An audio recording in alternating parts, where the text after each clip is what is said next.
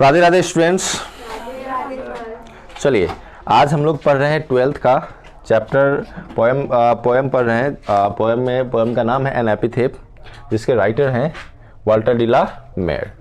चलिए पहले हम लोग इसके बारे में जानते हैं।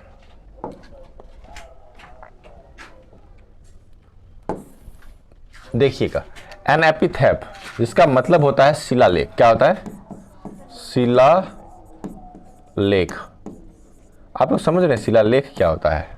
आप लोग कभी कब्र ग्रेवयार्ड गए हैं? कब्रिस्तान, वहाँ एक कब्र इस टाइप का कब्र बना रहता है।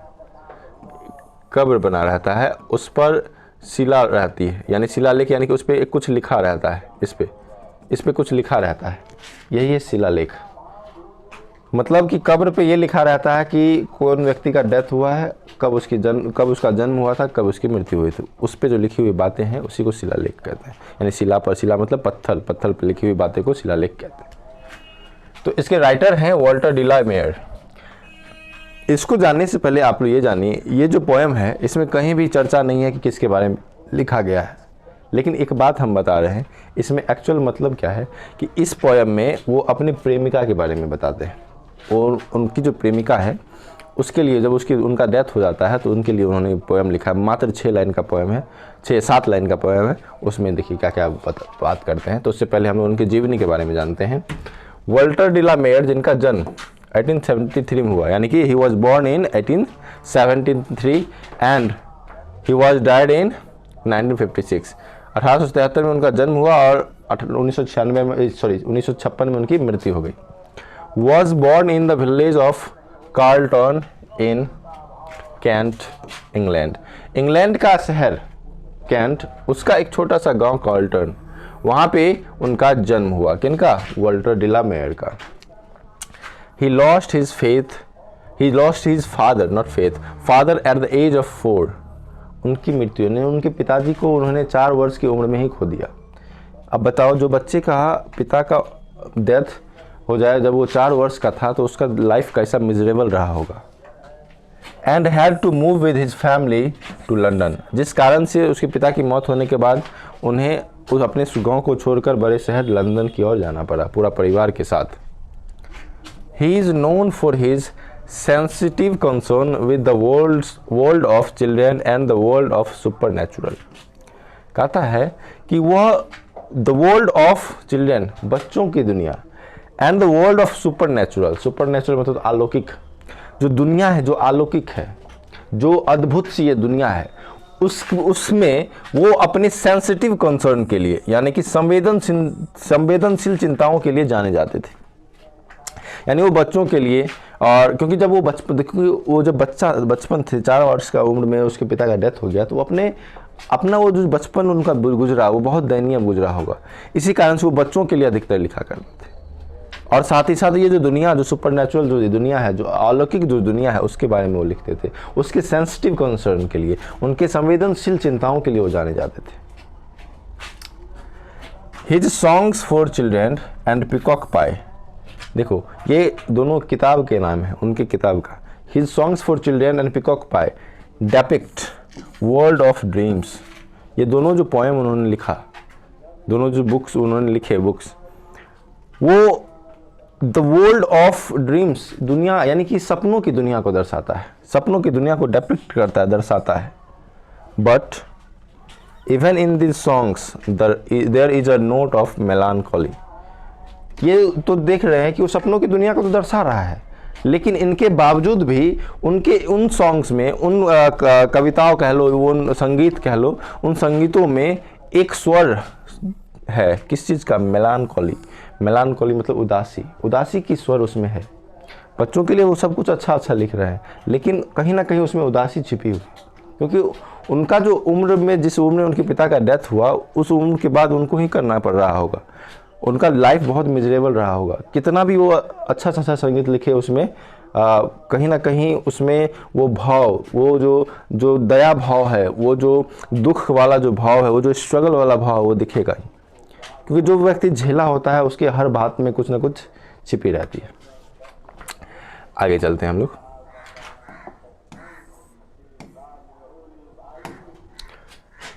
But even in this songs, sorry ये तो हो गया, the poet makes us aware of the inhuman condition of modern life.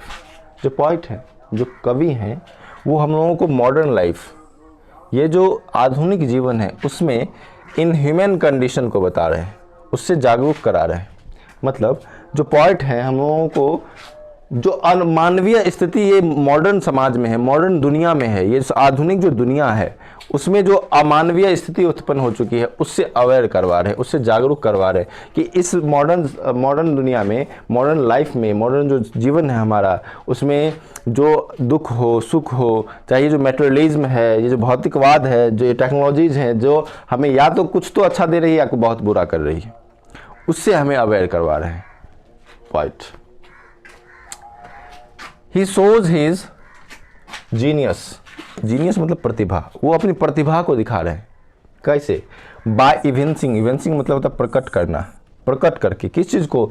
Fresh interest in old themes, पुराने चीज़ों में, पुराने पद्धतियों में वो नया नया जो रुचि है, जो तरोताज़ा रुचि है, उसको दिखाने का प्रयास कर रहे हैं।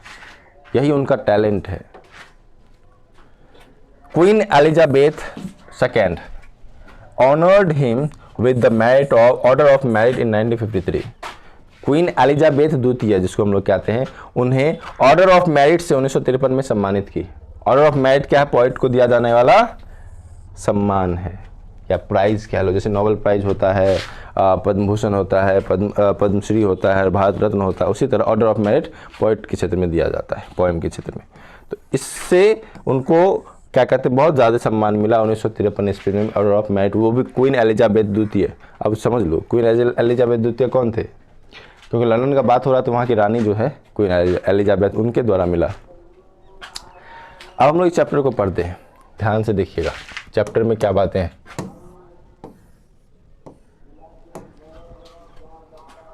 बहुत ही 5-2-7 लाइन का चैप्टर है, 7 लाइन का ये पोएम है, चैप्टर नहीं पोएम कह लेंगे इसको हम।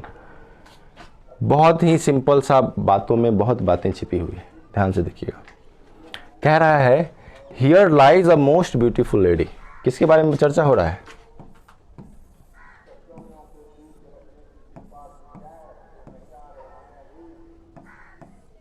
ये है ताबूत, जिसको हम लोग अथी कह लो, कब्र कह लो, कॉफिन जिसको रहता है उसको दबाया जाता है उसी में। तो वहाँ कब्र पे शिला है, शिलालेख जिसको हम लोग कहते हैं, पत्थर कह लो या पत्थर पे लिखी हुई बातें शिलालेख होता है। तो वहाँ पे जाकर जब वो कब्र में गया, कब्रिस्तान गया, तो अपनी प्रेमिका को खोज रहा है। उसकी प्रेमिका का देहांत हो चुका है, यानी उनकी प्रेमिका मर चुकी है, उसको खोज रहा है। जब वो उसको कब्र मिला तो वहाँ पे वो तब वो पोएम में लिखता है। उस पोएम में देखो, वहाँ पे बैठ के वो पोएम को सोचा, लिखा। Here lies a most beautiful lady. यहाँ देखो, एक पहली बात ये समझ लो, कोई भी व्यक्ति हो उसके लिए उसकी प्रेमिका या प्रेमी दुनिया का सबसे सुंदर होता है। भले अंदर से सुंदर हो, बाहर से सुंदर हो, लेकिन उसके लिए वो सबसे सुंदर होता है। यहाँ पे क्या है? Here lies a most beautiful lady. यहाँ सबसे सुंदर औरत जो है वो क्या है? पड़ी हुई है। पूरा दोनों अर्थ समझो, light of a step and heart. बहुत सारे टीचर इसको क्या बोलते हैं, इसका अर्थ गलत निकालते हैं। हम किसी का नाम नहीं ले सकते, लेकिन बहुत सारे टीचर्स को ये पता ही नहीं। इसका एक्चुअल ये मतलब है इधर उधर घूमना, और ये एक फ्रेज है। नहीं, बहुत सारे टीचर बताएंगे कि ये हर्ट बनी बहुत ही दिल से सोचती थी, ऐसे वैसे समथिंग, बहुत ही अच्छी सुंदर थी। सुंदर तो थी, लेकिन ऐसा नहीं था। मतलब वो कह रहा है here lies a most beautiful lady, light of a step and heart was she. वो इधर उधर घूमा करती थी, इतनी सुंदर लड़की थी, इतनी अच्छी, इतनी सुंदर उनका ढांचा, उसका आकार, उसका शेप बहुत ही अच्छा था, बहुत ही सुंदर लड़की थी, बहुत ही कह लो चिकनाहट था, बहुत ही सुंदर थी, जो इधर उधर घूमा करती थी, जो आज यहाँ पड़ी हुई है, जो आज यहाँ पड़ी हुई है, जिसका अंत हो चुका है, जिसका वो जो वैनिश, वो जो ब्यूटी उसके अंदर था, वो सब खत्म हो चुका है। आगे के लाइन में कहता है आई थिंक, मुझे ऐसा लगता है, कभी कह रहे हैं मुझे ऐसा लगता है, she was the most beautiful lady that ever was in the west country. कभी कहते हैं मुझे ऐसा लगता है कि पश्चिमी देशों में, पश्चिमी देशों का मतलब क्या कह लो, अमेरिका कह लो, यानी डायरेक्ट यूरोपियन कंट्रीज कह लो, जो भी यूरोपियन कंट्रीज है, कह रहा है मुझे ऐसा लगता है she was the most beautiful lady, वो सबसे सुंदर लड़की है, सबसे सुंदर औरत है, that ever was in the west country, कि उस तरह की सुंदरता शायद से ही वेस्ट कंट्री में कभी प्रोड्यूस हुआ है, शायद से ही वेस्ट कंट्री में कभी आया है। ऐसी सुंदर लड़की थी वो, ऐसी सुंदर औरत थी वो। This lady of the west country, ये जो लेडी है, ये जो औरत है जो कि वेस्ट कंट्री से है, बट ब्यूटी वैनिसेज ब्यूटी पासेज। क्या कह रहा है यहाँ से, फिर समझिए इसको, इसके मतलब, इसमें बहुत सारे मतलब छिपे हैं। कि मुझे ऐसा लगता है कि वो सबसे सुंदर लड़की है, वो जो औरत है जो कि वेस्ट कंट्री से है, पश्चिमी देशों से है, उसके जैसे सुंदर लड़की वेस्ट कंट्री में कभी आया ही नहीं। लेकिन एक बात, अंत तो यही है, अंतिम फल यही निकलता है, बट ब्यूटी वैनिसेज, सुंदरता गायब हो जाती है, ब्यूटी पासेज, सुंदरता चली जाती है। मतलब समझिए क्या कहना चाह, आज के दौर में हर व्यक्ति, चाहे लड़का हो या लड़की, सुंदरता के पीछे भाग रहा है। वो भी कौन सी सुंदरता, फिजिकल, जो शारीरिक सुंदरता है, जो दिखने में सुंदर होना चाहिए। आज आप लोगों को पता है बहुत सारे सुसाइड्स होते हैं, अब किसी के पत्नी के कारण, किसी के पति के कारण, चाहे कितना भी सफल व्यक्ति क्यों ना हो, उसका एक मेन रीज़न यही है कि वो सुंदरता के पीछे भाग गया, लेकिन इनर ब्यूटी को नहीं देखा, जो आंतरिक सुंदरता है वो नहीं देखा। बाहरी सुंदरता, देखो बाहरी सुंदरता कुछ मायने नहीं रखते, अंदर यदि आप सुंदर है, इनर ब्यूटी सुंदर है, तो वो ही वैल्यूएबल है। क्योंकि बाहरी सुंदरता वो चली जाएगी, लेकिन इनर ब्यूटी कभी खत्म नहीं होती। आज इसका मृत्यु हो गया इस लेडी का, तो क्या वो सुंदरता बची रही?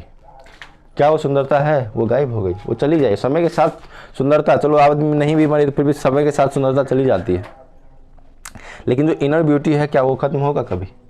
वो कभी खत्म नहीं हो सकती। वो आपके जीवन पर्यंत चलता रहेगा, यानी कि कह सकते हो जब से आपको होश आया है उससे अंतिम फल तक चलता रहेगा। यदि आप इनर ब्यूटी आपके अंदर है, उसको कोई मिटा नहीं सकता है। और यदि कुछ अच्छा काम कर गए तो आप अमर हो जाइएगा। जैसे कि APJ अब्दुल कलाम, ये सब देखने में सुंदर नहीं थे, लेकिन इनर ब्यूटी था उनमें, इतने अंदर से वो इतने सुंदर थे जिनका कोई वर्णन नहीं। आज तक ऐसा कह सकते हो कि राष्ट्रपति के जैसा, उनके जैसा राष्ट्रपति ना कभी आया था ना कभी आएगा। जब वो वहाँ से निकले, मात्र 2 किताब और कुछ कपड़े थे, कुछ नहीं लिया। वो अपना सैलरी भी जो लास्ट में मिल रहा था वो भी दान करता था, चैरिटी में देते थे। तो इतने अच्छे थे। तो वो जो इनर ब्यूटी है, वो जिस कारण वो क्या हो गए, अमर हो गए ना। लेकिन जो व्यक्ति जो फिजिकल क्या कहते हैं, सुंदरता के पीछे भागता है, उसमें कुछ नहीं हो सकता। वो एक ना एक दिन खत्म हो जाएगा, क्योंकि यहाँ साफ साफ लिखा हुआ है, ब्यूटी वैनिसेस ब्यूटी पासेस, ब्यूटी गायब हो जाती है, सुंदरता चली जाती है, वो गुजर जाती है। क्योंकि जब आपका उम्र एक आएगा तो आप बूढ़े होंगे, तो आपकी सुंदरता कहाँ रही? वो तो चली गई। सिंपल सी बात है। तो इससे सीधा सीधा कह सकते हो कि फिजिकल ब्यूटीनेस पे कह लो, ब्यूटी पे नहीं जानना चाहिए, हमें इनर ब्यूटी की खोज करनी चाहिए। आजकल आप लोग देखोगे शादी ब्याह भी होता है, शादी जो होता है इसी एक ही कारण पे होता है, सुंदर होनी चाहिए। भले अंदर, अब कोई व्यक्ति चाहे लड़का हो या लड़की, चाहे मान लो लड़का है, यदि वो शराबी है तो क्या वो जिस दिन उसको देखने गया वो वहाँ शराब लेके बैठा रहेगा? आया मैं शराबी बोलेगा? वो तो वहाँ अच्छा ही दिखेगा ना। एक दिन में किसी को कैसे जज कर लोगे? इसी कारण से बहुत सारा जो शादी जो है वो टूटता है, इसी कारण से। या फिर कह लो तो इंडियन लड़कियां समझौता कर लेती है और कुछ नहीं, क्योंकि जब तक आप किसी को जानते नहीं तब तक आप उससे शादी कैसे कर सकते हैं? सबसे बड़ी बात यह है। कोई व्यक्ति यदि खराब है, चाहे लड़का हो या लड़की, तो वो जाओगे देखने के लिए तो बता देगा कि हम दारू पीते हैं, हम सिगरेट पीते हैं, हम क्या कहते हैं घूमते हैं, रात में पब जाते हैं, कोई नहीं बताएगा। सिंपल सी बात। तो जब तक आप लोग के लिए है, जब तक आप लोग अच्छे से नहीं जानिए, सुंदरता पे नहीं जाइएगा, इनर ब्यूटी खोजिएगा, फिर आप लोगों का लाइफ बहुत ही अच्छा से गुजरेगा, स्मूथली गुजरेगा। नहीं तो ऐसा बहुत सारा केस देखा गया है, चाहे आप DM का बात कर लीजिए, डॉक्टर का बात कर लीजिए, बहुत सारे ऐसे डॉक्टर हैं, हाल फिलहाल में आप लोग सुने होंगे सिंहेश्वर में डेथ हुआ है। किसके कारण? पत्नी के कारण। एक IAS ऑफिसर था जो अपनी पत्नी के कारण अपने ट्रेन के नीचे आ गया। सोच लो, IAS ऑफिसर, उसको क्या किस चीज़ का कमी रहा होगा? तो इसीलिए कह सकते हो कि जो फिजिकल जो सुंदरता है वो कुछ मायने नहीं रखता है, इनर ब्यूटी मायने रखता है। आगे कहता है हाउएवर, हालांकि रेयर, ये जो सुंदरता है बहुत दुर्लभ है। रेयर इट भी, सच में बहुत दुर्लभ है। जो लेडी की जो सुंदरता थी, इसकी जो प्रेमिका की सुंदरता थी, वो शायद से उस तरह की सुंदरता कभी नहीं मिलने वाली, ऐसा उसको लगता है पोएट को। बहुत ही रेयर यानी कि दुर्लभ है, उसे वो सुंदरता मिल पाना दुर्लभ है। और यहाँ मेरा पॉइंट ऑफ व्यू समझो तो मुझे ऐसा लगता है कि सुंदरता वो जो फिजिकल है वो नहीं, इनर ब्यूटी सुंदरता बहुत दुर्लभ है, उसको खोज पाना बहुत मुश्किल है। किसके अंदर कैसा क्या कहते हैं सुंदरता, अच्छी क्वालिटीज़ हैं कि नहीं। सुंदरता का मतलब क्या, क्वालिटीज़।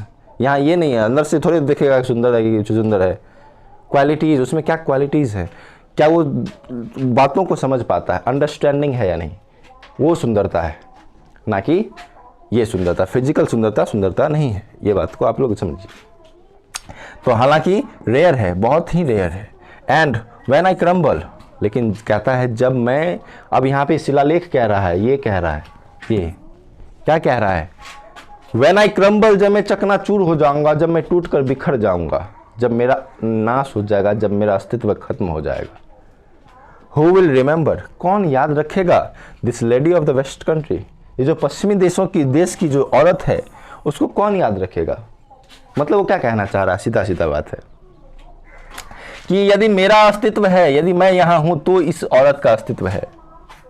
यदि मैं यहाँ से टूट जाऊँ, बिखर जाऊँगा, तो एक कब्र कहाँ, कैसे पता चलेगा ये किसका कब्र है, कोई अर्थ वहाँ समझ में ही नहीं आएगा। इसीलिए सीधा सीधा कह रहा है यदि मैं चकनाचूर हो जाऊँ, मैं टूट जाऊँ, मैं बिखर जाऊँ, मेरा अस्तित्व खत्म हो जाए, तो who will remember this lady of the west country, कौन इस पश्चिम देश की औरत को याद रखेगा, कोई नहीं रखेगा, क्योंकि वहाँ पे मेरा अस्तित्व खत्म हो गया। और जब मेरा अस्तित्व खत्म हो गया तो इसका भी अस्तित्व वहीं खत्म हो गया, वहीं दफन हो गया। ऐसा पोएट कहते हैं, पोएट भी कहते हैं। यहाँ पे कह लो शिलालेख अपना बातों को रख रहा है।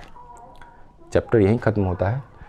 यदि आप लोगों को अच्छा लग रहा है तो आप लोग अपने दोस्तों के साथ ज़रूर शेयर करें और मेरे चैनल संतोष इंग्लिश क्लासेस को ज़रूर सब्सक्राइब करें। Thank you. मिलते हैं नेक्स्ट क्लास।